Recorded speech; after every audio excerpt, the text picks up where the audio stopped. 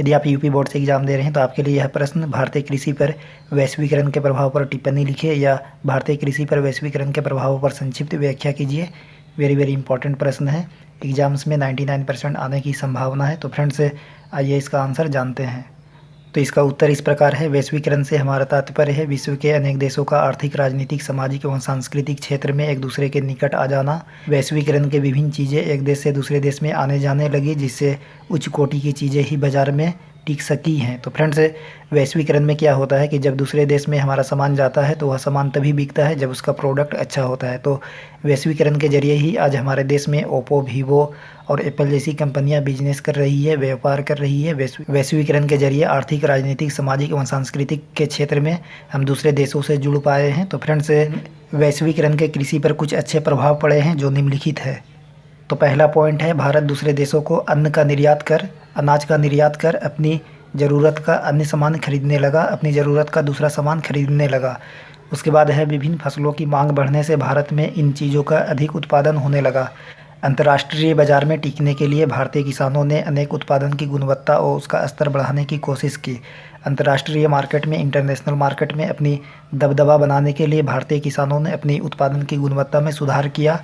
वैश्वीकरण के कारण ही अधिक उत्पादित होने वाली चीज़ों को दूसरे देशों को बेचकर अच्छे दाम प्राप्त किए जा सकते हैं। तो फ्रेंड्स हम वैश्वीकरण के जरिए हम अपने देश का प्रोडक्ट दूसरे देश में बेचते हैं और हमें जिन चीज़ों की कमी होती है हम दूसरे देशों से अपने देश में मंगाते हैं।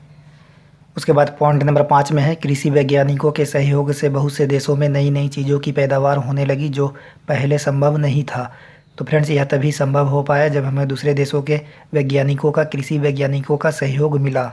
उसके बाद आते हैं नेक्स्ट पॉइंट, वैश्वीकरण के कृषि पर कुछ बुरे प्रभाव भी पड़े हैं जो निम्नलिखित है।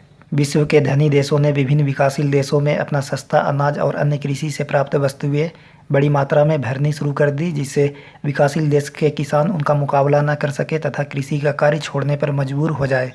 तो फ्रेंड्स वैश्वीकरण के जरिए जो विकसित देश है उन्होंने क्या किया कि सस्ती दाम में वह अनाज मार्केट में उपलब्ध करवा दिया। इससे जो है बुरा असर विकासशील देशों के किसानों पर पड़ा और वह खेती छोड़ने के लिए विवश हो गया, क्योंकि उन्हें मुनाफा नहीं होने लगा, क्योंकि मार्केट में सस्ती अनाज बिकने लगी, जिससे जो भारतीय किसान है उसका नुकसान हुआ।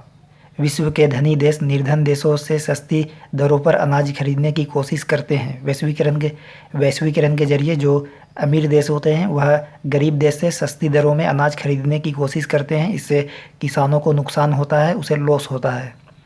कृषि के वैश्वीकरण के कारण छोटे किसानों को कृषि के कार्य को छोड़ना पड़ा, क्योंकि वे अंतर्राष्ट्रीय प्रतिस्पर्धा में नहीं टिक पाए। तो फ्रेंड्स वैश्वीकरण का प्रभाव छोटे किसानों पर पड़ा और वह अंतर्राष्ट्रीय मार्केट का टक्कर नहीं दे पाए, जिसके कारण उन्हें मजबूरन खेती करना छोड़ना पड़ा।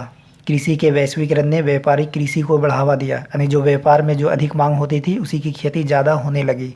किसानों ने वही वस्तु पैदा की जिसकी बाजार में मांग थी, न कि जनता की आवश्यकता पूरी करने वाली चीज़ों का उत्पादन किया गया। कृषि के वैश्वीकरण के कारण ही भारत को लंबे समय तक ब्रिटेन का उपनिवेश बनकर कृषि पर अतिरिक्त बोझ का वहन करना पड़ा।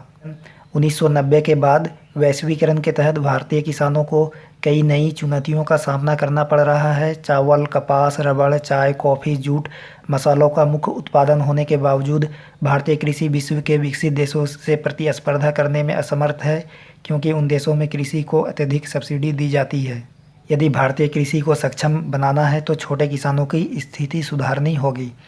तो फ्रेंड्स इस तरीके से जो भारतीय किसान है अंतर्राष्ट्रीय मार्केट का जो टक्कर है वह नहीं दे पा रहे हैं, क्योंकि उनके पास सब्सिडी की कमी है और जो अंतर्राष्ट्रीय मार्केट में जो उत्पादन आ रहा है विदेशों से ज़्यादा आ रहा है, इसलिए जो विकसित देश है उन्हें ज़्यादा फायदा हो रहा है। तो फ्रेंड्स इस तरीके से भारतीय किसानों का कुछ नुकसान भी हुआ है।